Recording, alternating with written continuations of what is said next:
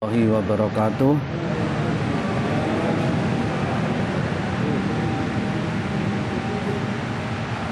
Bismillahirrahmanirrahim.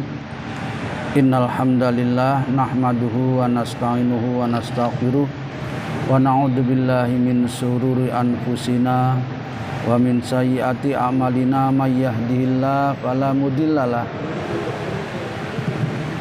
may yahdihillahu fala mudhillalah wa may yudlilhu fala hadiyalah.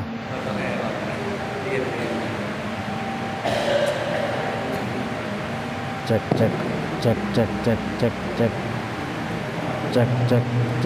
terus di cek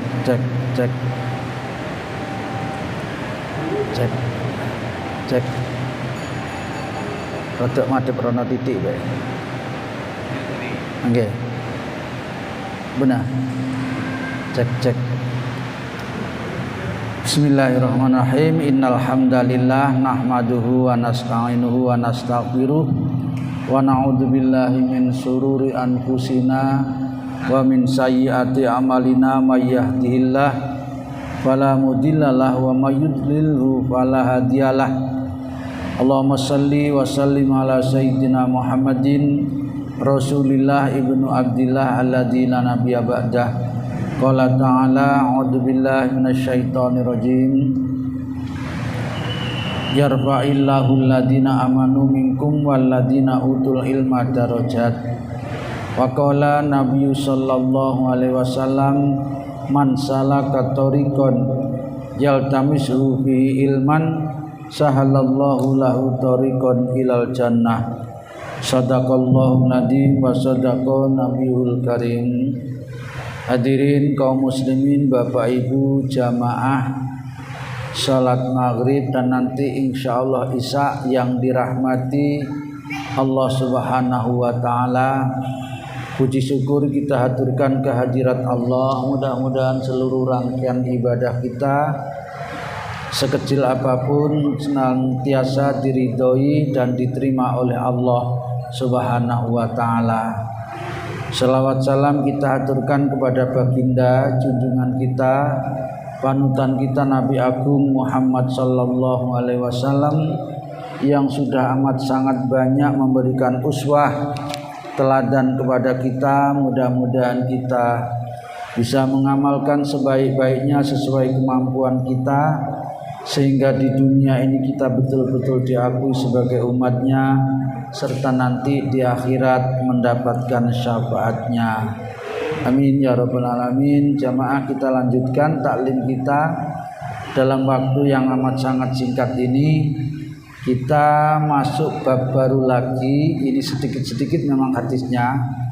Bab baru babul waliyah, bab menerangkan wali yang adil, membicarakan tentang wali yang adil. Seperti biasa, setiap bab baru diawali dengan Masya Allah, matur suwun, diawali dengan beberapa ayat Al-Quran. Termasuk bab ini ada 2 ayat di awal bab ini. Yang pertama adalah firman Allah di dalam surat An-Nahl ayat 90, dan yang kedua nanti surat Al-Hujarat ayat 9. Yang pertama ini ayat hadirin sering dibaca, hampir setiap khatib Jumat membaca ini. Innallaha ya'muru bil adli wal ihsan. Iki terusé wa ita'idil qurba, ngoten biasa nggih. Wa ita'idil qurba. Innallaha, sesungguhnya Allah, ya'muru, memerintahkan, bil adli, untuk berlaku adil, wal ihsan, dan berlaku baik, agar kita selalu baik dan adil.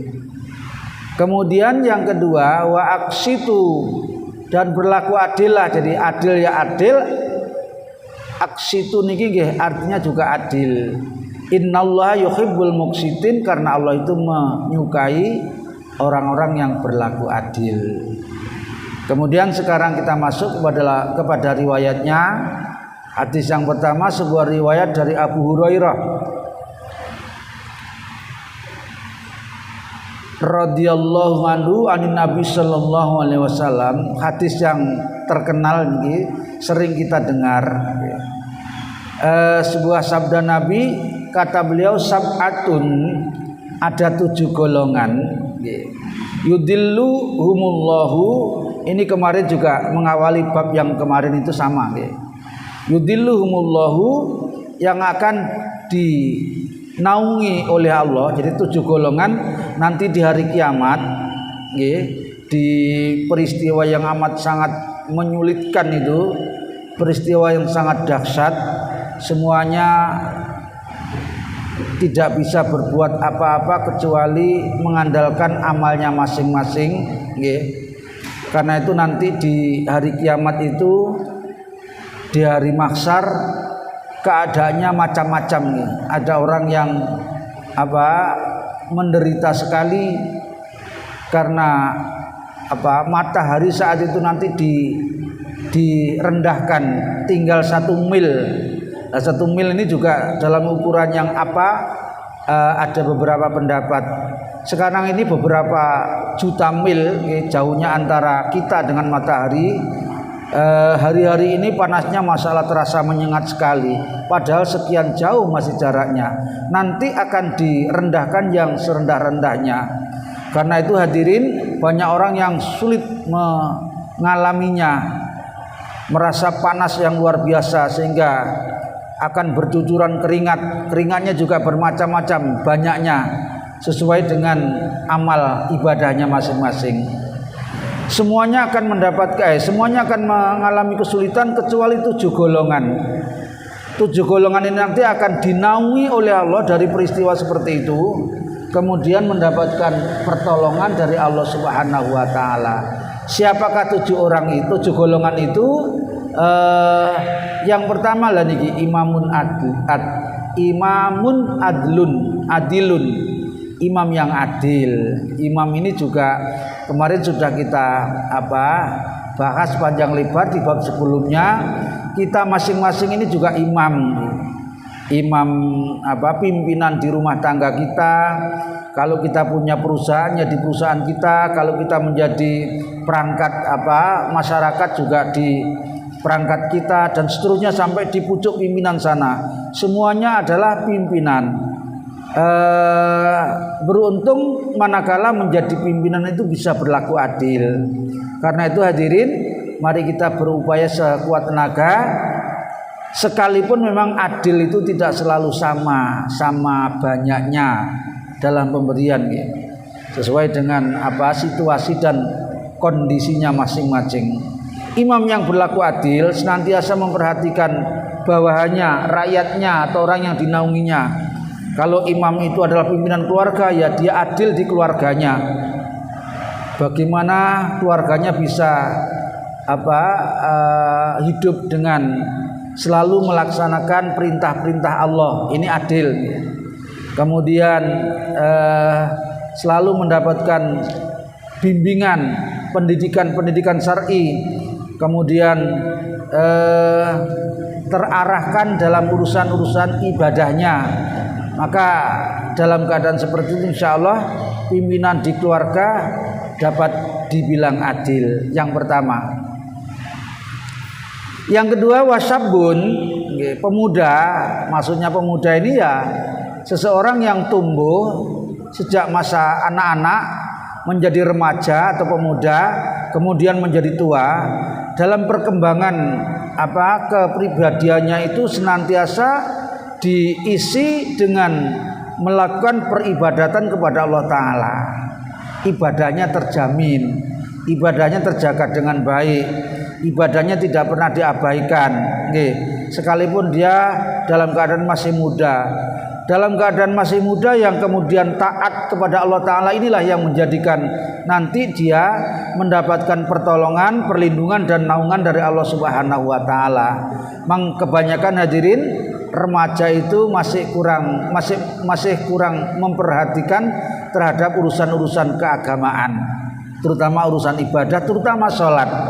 Kadang-kadang dia mau melakukan sholat misalnya, tapi belum bisa seperti apa yang dilakukan oleh kaum yang sudah usia senja, usia tua. Biasanya seiring dengan bertambahnya usia, semakin merenungi, meresapi dan menghayati bagaimana cara pengamalan ibadah itu sehingga ibadahnya insya Allah lebih baik dibanding ketika masih muda. Karena itu hadirin yang dirahmati oleh Allah Ta'ala, sekali lagi pemuda yang tumbuh berkembang sejak masa anak-anak, masa remaja atau pemuda sampai masa tua, dia selalu beribadah kepada Allah Ta'ala, ini nanti dia menjadi kelompok tertentu yang akan mendapatkan naungan dan pertolongan Allah Subhanahu wa Ta'ala. Memang tidak mudah kadang-kadang menjadikan anak-anak kita selalu tekun memperhatikan ibadah dalam keadaan yang bagaimanapun. Ini kadang-kadang sulit gitu. Kadang-kadang dalam masa longgar, masa lapang, waktunya sholat misalnya, ini kadang-kadang masih membutuhkan upaya kita bagaimana dia bisa melaksanakan sebaik-baiknya. Apalagi dalam keadaan sulit, dalam perjalanan, bepergian, apalagi dalam keadaan sakit dan lain sebagainya. Yang bagus yang dianggap sebagai remaja yang tumbuh berkembang dengan selalu beribadah itu, ibadahnya tidak pandang waktu, tidak pandang tempat. Waktunya sakit juga tetap rajin, waktunya bepergian, waktunya beraktivitas kerja, waktunya sholat dia mengupayakan bagaimana bisa membagi waktunya, kerjanya bagus, sholatnya juga terlaksana dengan sebaik-baiknya pula. Yang kedua, mudah-mudahan kita hadirin di 7 golongan ini termasuk semuanya. Paling tidak di salah satu, terserah nanti di mana. Tapi sekali lagi kalau bisa semuanya kita ada. Yang ketiga, warajulun, dan seseorang qalbuhu yang hati pikirannya, angan-angannya selalu mu'allakun berpaut, berhubungan fil masjid dengan masjid. Masjid ini kan lambang tempat untuk beribadah. Tempat untuk beribadah itu kan tempat untuk senantiasa berzikir atau mengingat kepada Allah Subhanahu wa Ta'ala. Yang dimaksudkan seseorang yang hatinya tergantung dengan masjid ini adalah orang yang di mana saja, kapan saja itu hatinya terpaut terus dengan Allah Subhanahu wa Ta'ala. Ketika dia akan melaksanakan apa saja, baik urusan-urusan pekerjaannya maupun urusan-urusan yang lain, senantiasa disandarkan kepada Allah Subhanahu wa Ta'ala. Ini orang yang hatinya terpaut dengan masjid. Seorang pedagang misalnya, ketika dia melayani pembeli, pedagang yang selalu ingat dengan masjid, dia tidak mau melakukan hal-hal yang tidak diridhoi oleh Allah Ta'ala. Pedagang misalnya buah atau yang lain yang dalam menjualnya menggunakan alat ukur atau timbang, itu ditimbang. Ini kalau dia selalu zikir kepada Allah Ta'ala, hadirin yang dirahmati Allah Ta'ala, dia pasti akan hati-hati, sama sekali tidak mau melakukan kecurangan. Kalau ternyata yang ditimbang itu memang kurang satu ukuran, 1 kilo kurang misalnya, dia katakan ini kurang 1 kilo. Ini zikir, ingat sama Allah. Karena apa? Kalau sampai dia curang sekalipun sedikit, nanti di hadapan Allah Ta'ala hadirin akan ada hisab yang tidak ringan. Nah, demikian pula dalam urusan-urusan yang lain, menjadi pimpinan masyarakat, pimpinan keluarga dan seterusnya tadi, kalau dia tidak mendapatkan ridho dari Allah Ta'ala, dia tidak akan mau melakukannya. Inilah orang yang hatinya selalu terpaut dengan masjid. Maksudnya kayak gitu. Yang ketiga, sekarang yang keempat. Mudah-mudahan kita ada nggih. Yang keempat ini rojulani tahabba fillahi. Ada 2 orang, nggih.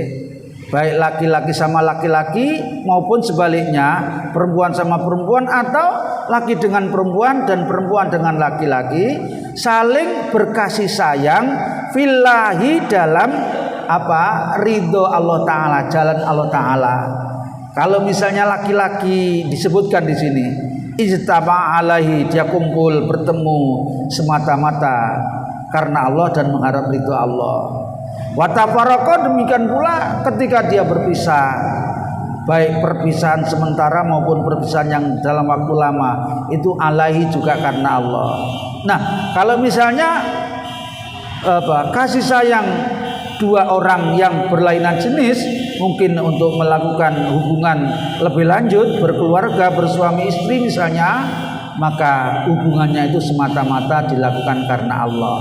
Tidak ada hubungan yang bermaksiat kepada Allah Ta'ala. Hadirin yang dirahmati Allah Ta'ala, saya mengajak hati-hati manakala masih punya putra putri remaja, manakala ketika dia berhubungan dengan lawan jenisnya, ini yang rawan dengan perbuatan, ucapan dan seterusnya yang tidak lillahi ta'ala. Banyak sekali. Karena itu hadirin yang dirahmati Allah Ta'ala, sebaiknya manakala belum ada niatan untuk melakukan pernikahan atau berkeluarga, sebaiknya jangan melakukan tahabba ini, saling menyintai ini. Karena semuanya akan membuka jalan-jalan tergodanya oleh syaitan. Apalagi kalau sudah melakukan yang lebih lanjut, bersepi-sepian, berdua-duaan dan seterusnya, ini sulit akan bertahaban fillah, berkasih sayang karena Allah Ta'ala. Hadirin yang dirahmati Allah Ta'ala, ini dikatakan bahwa orang yang saling berkasih sayang menyintai karena Allah nanti akan mendapatkan pertolongan dan naungan di hari kiamat. Di saat itu waktu yang amat sangat memprihatinkan, menyulitkan, memberatkan, dia termasuk orang yang akan mendapatkan naungan dari Allah Ta'ala. Ya, ini syaratnya. Yang pertama, ketika dia hidup di dunia selalu berkasih sayang, dan berkasih sayangnya itu semata-mata karena Allah Ta'ala, karena Allah, bukan karena selain Allah. Yang pertama. Yang kedua, saling menyintainya itu dia tidak lebih menyintai atau melebihi cintanya kepada Allah Subhanahu wa Ta'ala.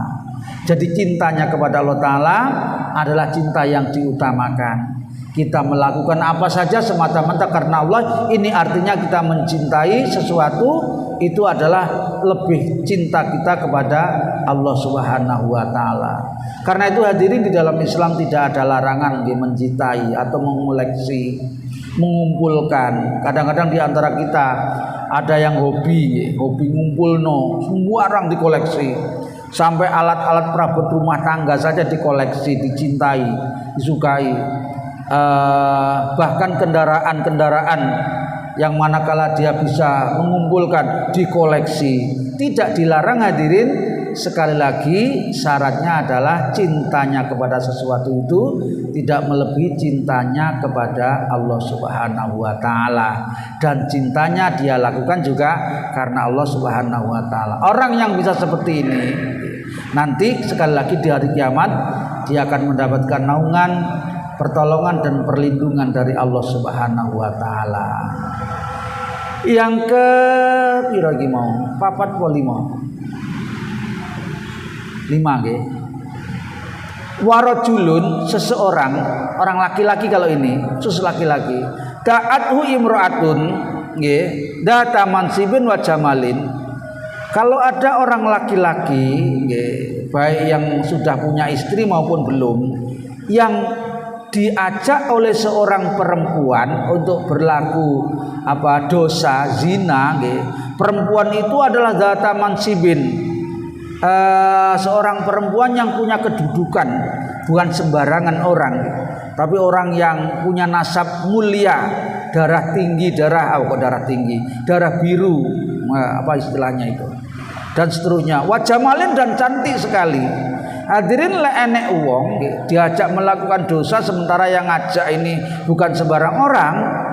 Dia tidak mau dan dia mengatakan, inni akhafullah, saya hanya takut kepada Allah Ta'ala. Hadirin, kalau ada orang yang kayak gitu, nanti dia akan mendapatkan imbalan, kompensasi amalan, pertolongan dari Allah Subhanahu wa Ta'ala.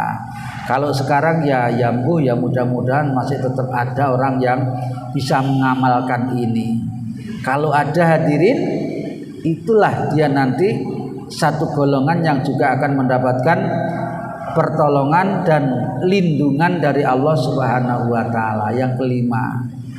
Yang keenam, warajulun, seseorang. Kalau ini rajul ini berarti umum, tidak hanya orang laki-laki, tapi kalau yang tadi itu ini khusus laki-laki.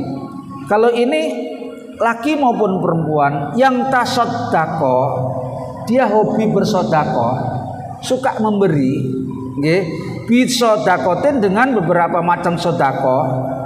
Fa akhafaha hatta la ta'lama simaluhu matunfiku yaminhu. Dia merahasiakan sampai-sampai ditamsilkan oleh Rasul, nggih, perumpamanya adalah dalam merahasiakan sodakonya itu tangan kanannya ini memberi, tangan kirinya tidak mengetahui. Ini tamsilan hadirin. Bukan harus kalau panjenengan mlebokno nang kotak amal terus tangan kirinya disingitno ben gak ngerti, enggak maksudnya. Dan yang dimaksudkan sedekah di sini bukan semata-mata juga sedekah yang berupa materi atau uang. Sedekah ini memberikan apa saja. Nggih. Menolong juga sedekah. Menasihati sedekah. Bahkan melarang orang lain melakukan dosa, melakukan maksiat, itu juga sedekah. Bahkan hadirin kalau kita tidak bisa memberi itu, nggih, memberi nasihat juga belum bisa, amar ma'ruf belum bisa, melarang kejahatan juga belum bisa. Kata Nabi, tabassumuka li akhika shadaqatun. Panjenengan ketemu dengan saudaranya atau temannya atau siapa, nggih, panjenengan melontarkan senyuman yang manis, wajah yang berseri, tidak menampakkan sinis atau nggih, senyum, ramah, nggih, supel niku, nggih. Pokoke nggih niku nggih. Ini sedekah ya. Jadi sedekah itu tidak mesti pakai uang, pakai materi, pakai benda, enggak. Semua itu sedekah. Bahkan hadirin kita istiqomah majelis taklim ini juga sedekah. Bahkan ini nilainya luar biasa. Orang yang cerdas dia tidak akan mengabaikan, menyia-nyiakan kesempatan taklim. Karena apa? Sebuah hadis menerangkan orang yang istiqomah majelis taklim ini adalah diantara tandanya dia calon penghuni surga. Mudah-mudahan panjenengan sekalian, kita sekalian termasuk betul-betul yang akan menjadi penghuni surga. Istiqomah syaratnya. Lah orang yang tidak mau majelis taklim sama sekali, ini berarti dia kurang cerdas. Mestinya tidak harus menunggu penceramah yang enak, yang banyol. Biasanya kan yang disuka yang banyol-banyol. Panjenengan pas misalnya di luar negeri, katakanlah pas panjenengan umroh misalnya, baik di Masjidil Haram atau di Masjidil Madinah sana, di Masjid Nabawi, di sana ada majelis taklim, banyak majelis taklimnya. Panjenengan gak roh bahasane, panjenengan melok nimbrung, itu sebetulnya panjenengan sudah mendapatkan keuntungan yang besar. Sudah mendapatkan bagian kemudahan nanti langkah kakinya menuju surga Allah Subhanahu wa taala. Sayangnya tidak banyak yang tahu tentang teori ini, sehingga di mana-mana lek wae ngaji ini ya ini aja yang datang. Padahal ini adalah sarana untuk memudahkan langkah kaki kita menuju masuk ke dalam surga Allah Subhanahu wa taala. Lek wong cerdas mesti eman nggih. Ini satu-satunya hal yang kita idam-idamkan. Besok lek mati mlebu swarga. Tapi sekarang diajak amaliyah perbuatan yang bisa masuk surga, angele setengah mati. Kembali kepada sedekah. Kemudian istilah fa'akhafaha, merahasiakan, ini maksudnya bukan kayak makna yang secara lahiriah. Lek nglebokno ngene diusahakan tidak ada orang yang melihat, sampai-sampai tangan kirinya tidak melihat. Bukan itu maksudnya. ini adalah menjaga ketulusan atau keikhlasan hatinya, diistilahkan dengan merahasiakan supaya hatinya tidak terbesit sekecil apapun ingin dipuji, ingin dikatakan loman, pokoknya ingin selain karena Allah Ta'ala. Jadi boleh kita sedekah banyak terus dikelihatkan orang lain, boleh, asal ini dijaga. Lebih-lebih kalau bisa menata niat, aku tak beritahukan kepada itu si temanku supaya temanku juga mau melakukan seperti, boleh, enggak apa-apa kayak gitu. Ada orang yang sedekah ke masjid, mentang-mentang rada akeh titik, bilang sama takmirnya, jangan ditulis nama saya, tulisan hamba Allah. Ini apik pisan nggih. Barang ketika diumumkan oleh takmirnya dari hamba Allah sekian, dia teblek-teblek koncone. Dia bisik-bisik koncone, kan ngerti sapa hamba Allah. Ya aku iki hamba Allah itulah. Tadinya sudah tulus dia, karena dia ndak kuat nahan apa jenenge mau ketulusan hatinya, dia boleh beritahukan, ya iki aku iki hamba Allah itu. Ini jadi hilang ketulusannya tadi itu. Nah, hadirin kembali, tidak apa-apa kita sedekah dilihat atau diketahui oleh orang lain asal kita bisa menjaga hati kita. Nggih, memang kadang-kadang ndak gampang nggih, ndak gampang. Tapi bagaimanapun kita harus berupaya. Dan sedekah itu yang paling baik adalah yang lebih dicintai, lebih disukai oleh orang yang kita beri. Kenapa sedekah uang menjadi lebih baik? Karena kebanyakan yang lebih dicintai itu adalah uang. Lek sedekah senyum saja angger wong ya iso, ya apa sedekah kok senyum. Padahal senyum juga sedekah. Mestinya juga semuanya dilakukan. Kita ngingetkan orang lain, Mbak Ayu melok bareng-bareng nang masjid. Awak dhewe iki wis tuwa. Nggih. Ya lek sik ana setahun meneh lah, nek meneh mari ngene awak dhewe yang dipanggil oleh Allah Ta'ala, apa sing bisa mati. Nggih. Kemarin hadirin kan saya sudah menyinggung sedikit nggih. Lah iso ndang tuku kain kafan. Nggih. Nggih. Ya angel, saya sendiri juga belum. Nggih.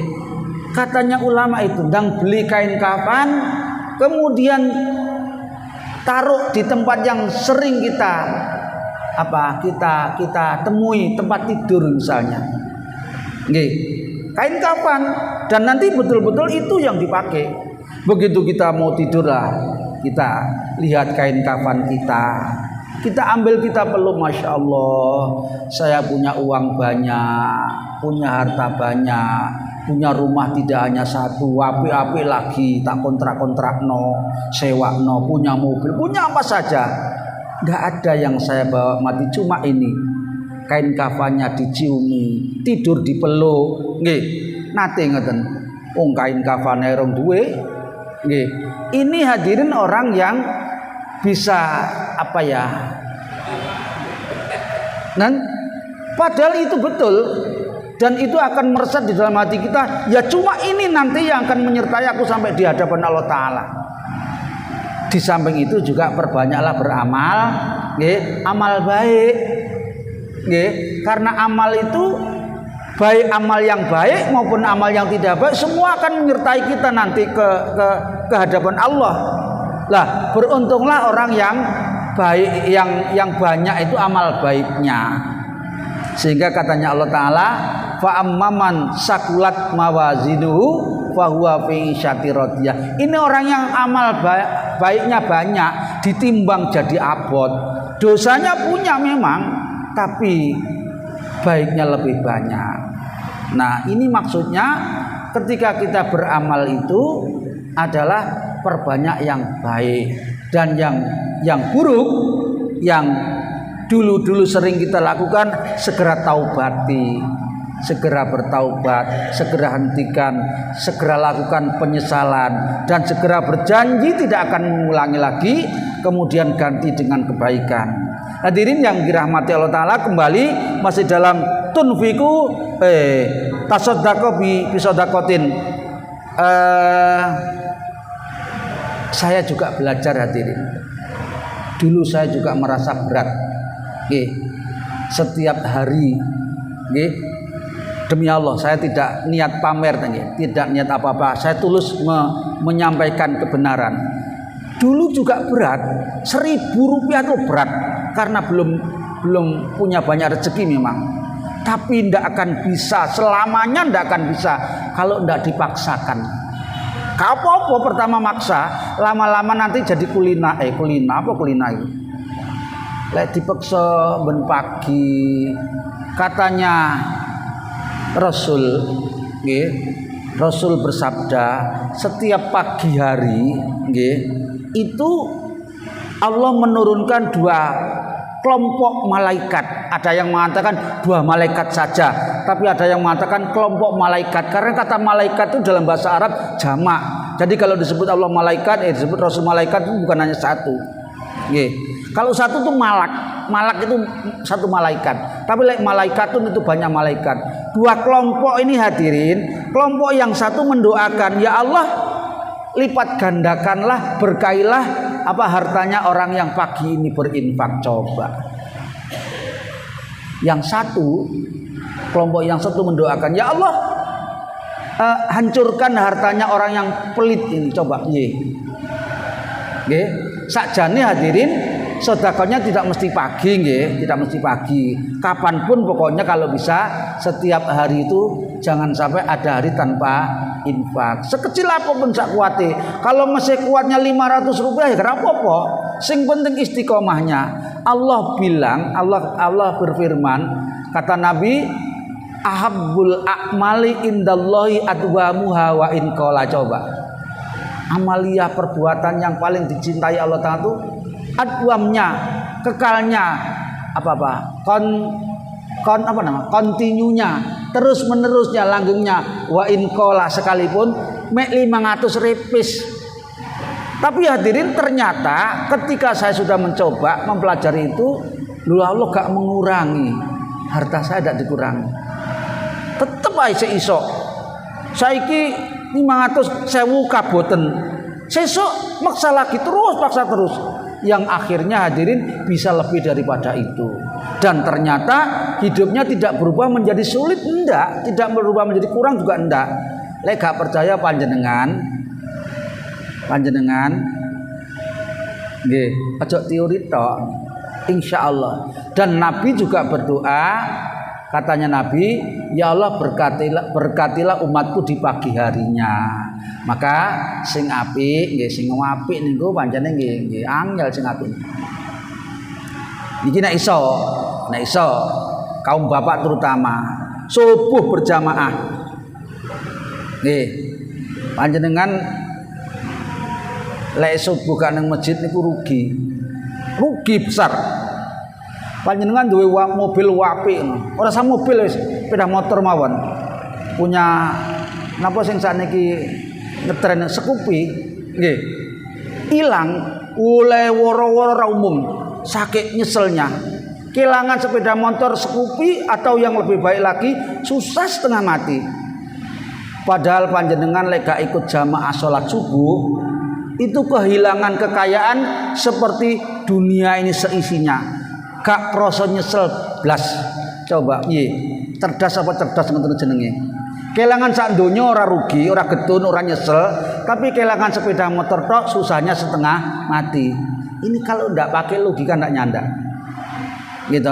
Jadi panjenengan itu sebetulnya kaya. Kita ini kaya, tapi nanti sekarang belum dicairkan oleh Allah Ta'ala. Itu pahala dari sholat sunnahnya hadirin, belum subuhnya, baru sholat sunnahnya. Rakaatani qabla fajri khairum minad dunya wa ma fiha, kata Rasul. Nggih. Jadi ada yang mengibaratkan kalau subuh kita datang ke masjid dan berjamaah itu adalah seperti kita diajak masuk ke galaksi mall yang dahsyat, hebat banget, komplit banget, lengkap banget. Panjenengan kongon mlebu, kongon jukuk sak kenekmu, sak akeh-akeh. Jukuk gratis. Lah nek enek wong wis mlebu kaya ngono nggone, karek jukuk tok gak gelem jukuk sama dengan orang yang dikasih kesempatan bisa melakukan subuh berjamaah dia gak mau teko. Rugi napa rugi? Nyesel napa mboten? Makanya Allah mengatakan hadirin yang maknanya manakala kita kupas seluruh manusia itu rugi, nyesel nanti. Wong sing wis apik, wis takwa, wis beriman niku beramal nanti saya nyesel. Nyeselnya bukan nyesel karena belum melakukan, sudah melakukan tapi nyesel kurang akeh sian. Kok iya ya mbiyen kok si enek waktu sing tak sia-siakan, si ono waktu tak buat nganggur, buat lago, buat bahasane wong Surabaya napa? Ngobrol, gacros, nggih. Si ono waktu sing dike cangkruan. Ini hadirin nanti di hadapan Allah Taala diseselkan padahal dia sholatnya sudah jamaah, baca Quran, tapi si ono waktu jadi orang yang sudah baik pun masih menyesal, apalagi orang yang belum melakukan yang baik-baik. Nah, mumpung kita masih diberikan kesempatan, monggo perkecillah penyesalan itu dengan banyak melakukan kebaikan, termasuk amal yang jariah tadi itu. Nggih. Jadi hadirin yang dirahmati Allah Ta'ala, tidak ada ceritanya, tidak ada apa ini, faktanya orang yang rajin bersedekah, berinfak, kemudian jatuh sulit, susah, miskin dan seterusnya belum pernah ada. Justru yang ada sebaliknya. Nggih ngaten nggih. Jadi ini golongan yang keenam yang nanti pada saatnya akan mendapatkan naungan dari Allah Ta'ala ketika tidak ada naungan saat itu nanti, saat yang amat sangat menyulitkan dan menyedihkan. Rajulun tasaddaqa bisadaqatin, rajul atau seseorang yang suka bersedekah kemudian dia menjaga hatinya untuk tidak ingin sum'ah atau apa tadi riya, nggih, merahasiakan. Inilah apa golongan yang keenam. Mudah-mudahan kita bisa berinfak, bersedekah, nggih. Sekalipun mungkin memang betul-betul belum bisa bersedekah dengan materi, dengan uang, dengan barang, nggih. Paling tidak ya sedekah apa nasihat.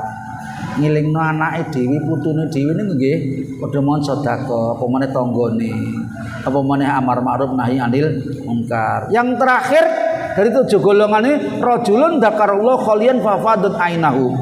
Seseorang yang gemar menyendiri kemudian zikir kepada Allah Ta'ala baik dalam waktu iktikaf maupun yang lain, baik waktu di sepertiga malam maupun yang lain, kemudian karena apa kesendiriannya dia sampai meresapi betul sampai meneteslah air matanya. Orang yang banyak meneteskan air mata karena takut kepada Allah Ta'ala itu nanti akan mendapatkan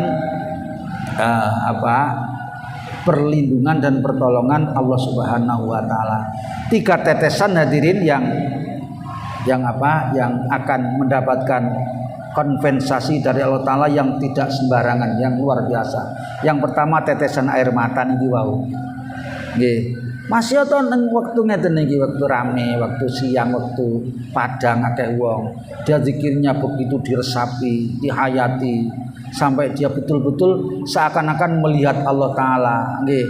Ubudullaha kannaka tarahu wa ilam taru wa innahu yaraka. Yang kedua tetesan keringat karena berjuang. Karena apa? Karena membela kebenaran. Apapun yang dilakukan pokoknya jihad menegakkan kebenaran. Yang ketiga tetesan darah orang yang juga berjuang memperjuangkan kalimatullah la ilaha illallah Muhammadur Rasulullah. Satu hadis akeh sini. Baik, ada yang perlu entek. Kok gak salah ta? Masya Allah. Nggih. Pangapunten nek ngoten nggih, insyaallah pertanyaannya besok mawon karena waktunya sudah tit. Mudah-mudahan ngaji yang sebentar ini dibarengi hidayah Allah Ta'ala, kita menjadi dekat dengan Allah Ta'ala dan menjadi sababiyah kita kembali ke hadirannya dalam keadaan husnul khotimah. Subhanakallahumma wa bihamdika asyhadu an la ilaha illa anta astaghfiruka wa atubu ilaik. Wal afu minkum wassalamualaikum warahmatullahi wabarakatuh.